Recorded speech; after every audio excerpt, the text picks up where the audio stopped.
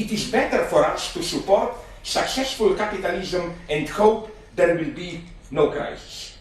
Like, whenever there is a crisis, bad things happen, populist right-wing temptations, so let's hope there is no crisis.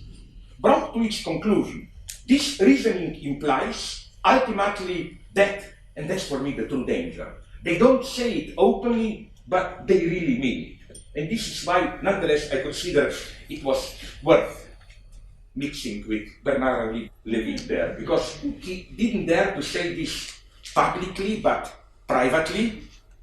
Just before, I asked him, and that for him, anti-capitalism is as such today anti-Semitic. That's the idea. Every radical questioning of capitalism is disqualified as proto-fascist, incipiently anti-Semitic radicalism.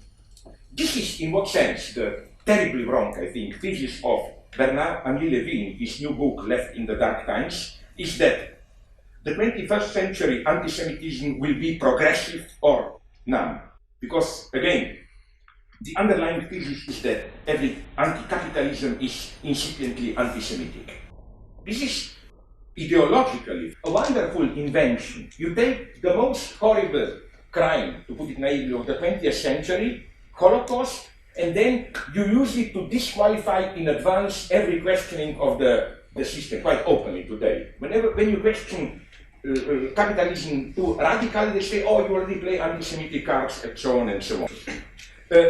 So, back to my basic point. The difference between liberalism and the radical left is that, although they refer to the same three elements, liberal center, populist right, radical left, they locate them within a different topology. For the liberal center, radical left and right are the two forms of appearance of the same totalitarian excess. While for the left, the only true alternative is the one between itself and the liberal mainstream, with the populist radical right as nothing but the symptom of liberalism's inability to deal with the leftist threat.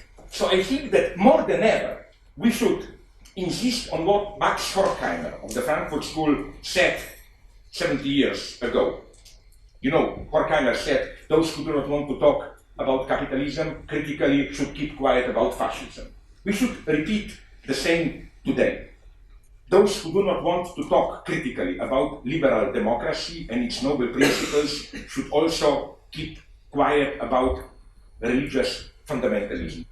One should insist that the Middle East conflict between the State of Israel and the Arabs is an emphatically false conflict, even if we will all die because of it. It is a conflict which mystifies the true issues. I think we should, again, truly insist on it.